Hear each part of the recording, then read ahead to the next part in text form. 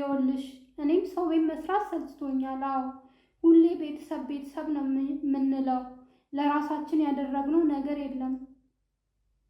በቃ አሁን እንወጣለን። እሺ አይዞሽ። እሺ በቃ 1-2 ወር እንላክላቸውና ከዛ ራሳችን ብሩን ይዘን እንወጣለን። እውነት እኔም በጣም ደክሞኛል። ሰው ቤት መስራት በጣም ነው የደከመኝ። በዚህ ሰዓት በተለይ ሰው ቤት መስራት፣ ማዳም ቤት መስራት ያልደከመው ሰው አለ ብለሽ ታስቢያለሽ ጓደኛዬ? በቃ ትንሽ እንስራና እንለውጣለን። እሺ በቃ ይቺን ወር ብቻ ሰርተን እንወጣለን። በቃ አይዞሽ። ምን እናድርግ? እናትና አባታችንም እኮ ለፍቶ እዚህ አድርሶን የለ?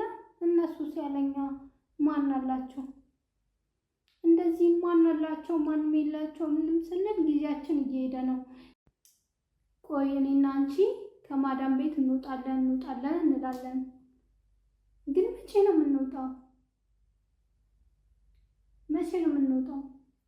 ዛሬም ቤተሰብ ስንረዳ፣ ነገም ቤተሰብ ስንረዳ፣ ሁሌ አመቱን ሙሉ ቤተሰብ ስንረዳ ጉልበታችንን፣ እድሜያችንን፣ ሁሉ ነገራችንን እኮ መልካችንን ማዳም ቤት ህይወት የሚባል እኮ የለንም እኔና አንቺ። ለምን በቃ መጀመሪያ ቤተሰብን እርግፍ አርግተን ትተን